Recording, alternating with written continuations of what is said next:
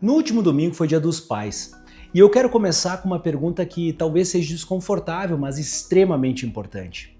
Quantos anos faz com que seu pai não faz o check-up? E se você é pai, a pergunta é para você também. Muitos homens passam anos sem consultar um médico porque não sentem nada. O problema é que doenças que mais matam os homens costumam ser silenciosas. Quando aparecem os sintomas, muitas vezes já perdemos um tempo precioso. Hoje vamos conversar sobre a saúde masculina, entender por que os homens vivem menos que as mulheres, quais doenças são mais frequentes, quais exames realmente fazem diferença e como a medicina evoluiu nas últimas 5 décadas para evitar doenças graves antes mesmo que elas apareçam. O homem vive menos, gente. Mas afinal de contas, por quê? Em praticamente todos os países, incluindo o Brasil, os homens vivem em média 5 a 7 anos a menos que as mulheres. Isso não acontece apenas por fatores biológicos. Os homens costumam procurar menos atendimento médico, fazer menos exames preventivos, controlar menos a pressão arterial, tratar menos colesterol, praticar menos prevenção. Muitos acreditam que ir ao médico é um sinal de fraqueza, mas na realidade, gente, é exatamente o contrário. Quem faz prevenção permanece mais tempo trabalhando, viajando, convivendo com os filhos, com os netos e mantendo qualidade de vida. Quando perguntamos qual doença mais preocupa o homem, muita gente responde: próstata. Mas a verdade é outra. As maiores causas de morte são doenças cardiovasculares, o infarto, o AVC, a insuficiência cardíaca.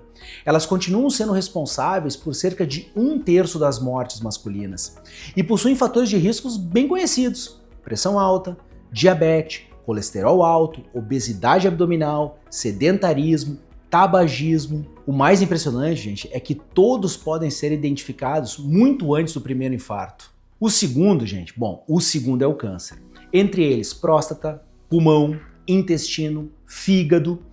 O câncer de próstata é mais frequente entre os homens brasileiros, desconsiderando o câncer de pele não melanoma. Quando diagnosticado precocemente, apresenta altas taxas de cura. O terceiro é o diabetes.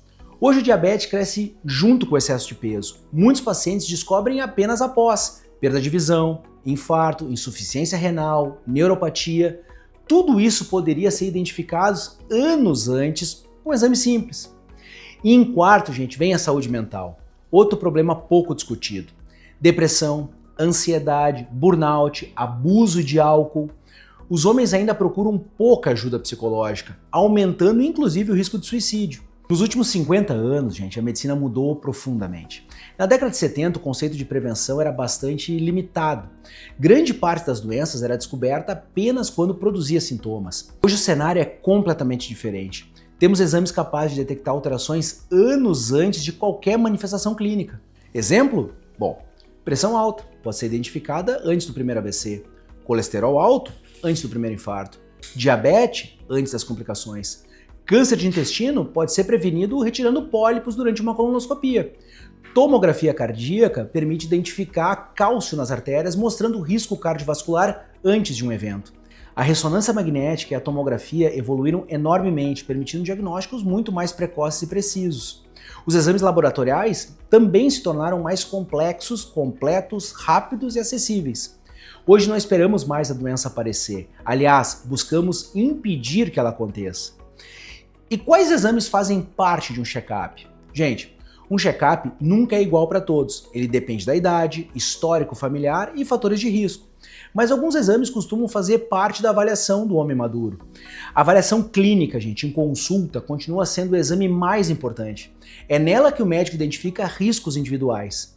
Exames laboratoriais incluem glicemia, colesteróis, função renal, função hepática, um hemograma completo. Quanto à avaliação cardiovascular, eletrocardiograma, teste ergométrico, ecocardiograma quando necessário, tomografia para score de cálcio em pacientes com risco cardiovascular intermediário, rastreamento de câncer, colonoscopia, a partir dos 45 anos para pessoas com risco habitual ou antes, conforme fatores de risco, PSA e exame de próstata, conforme idade e histórico familiar, avaliação dermatológica para câncer de pele quando indicado. Outros exames dependeriam de cada caso. Ultrassonografia, densitometria óssea em casos específicos, exames do sono quando há suspeita de apneia, avaliação hormonal em situações selecionadas, tudo já conversamos aqui nos nossos programas.